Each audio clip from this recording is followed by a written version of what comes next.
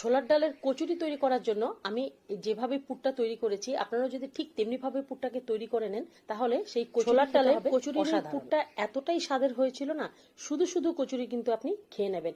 আর স্বাদে ঘ্রাণে অসাধারণ আজকের এই রেসিপি। কচুরির পুর তৈরি করার জন্য ছোলার ডাল নিজের পরিমাণ মতন করে নিয়ে নেবেন।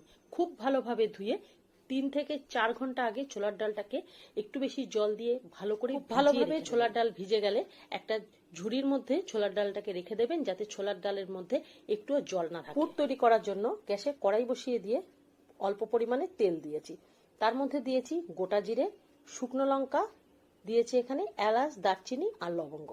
তেলের মধ্যে গোটা জিরে একটু ভালো করে ভেজে নেওয়ার পর আর শুকনো লঙ্কাটাও একটু ভেজে নেওয়ার পর এর মধ্যে স্বাদ অনুযায়ী কাঁচা লঙ্কা দিয়েছি, এখানে আদা পাতলা পাতলা করে আদা কেটে নিয়েছি। এখানে কাঁচা লঙ্কা আর আদা তেলের মধ্যে কিন্তু খুব ভালোভাবে ভেজে নিতে হবে, যাতে আদার কাঁচা লঙ্কার মধ্যে কতটা পরিমাণে পুর তৈরি করবেন তার আন্দাজ মতন করে এখানে আদা কাঁচা লঙ্কা ব্যবহার করে নেবেন।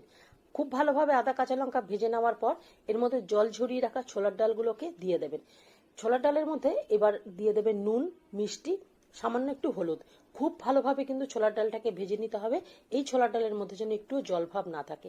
আপনারা যখন তৈরি করবেন নিজেরাই বুঝতে পারবেন। এরপর গ্যাস বন্ধ করে ছোলার ডালটাকে খুব ভালো করে কিন্তু ঠান্ডা করে নিয়ে মিক্সির জারের মধ্যে অল্প অল্প করে গুঁড়ো করে নেবেন। একেবারেই কিন্তু জল ব্যবহার করবেন না, এই রকম করে গুঁড়ো করে নেবেন। দেখবেন এই রকম একেবারে ঝুরঝুরে মতন হয়ে যাবে। আর ছোলার ডালের একটা দানা যেত না থাকে সেই রকম অল্প অল্প করে গুঁড়ো করলে এইরকম কিন্তু ঝুরঝুরে হবে। আর দানা থাকলে লুচি বেলার সময় সেই দানা থেকে গেলে তাতে বেলতে অসুবিধা হবে। সেজন্য খুব ভালোভাবে, যদি একটু বেশি দিন রাখতে চান তাহলে মাইক্রোওভেনে অল্প একটু সময় আপনারা কিন্তু একটু গরম করেও নিতে পারেন। তারপরে ঠান্ডা হয়ে গেলে ছোলার ডালের এই গুঁড়োর মধ্যে নিজেদের স্বাদ মতন করে হিং দিয়ে দেবেন।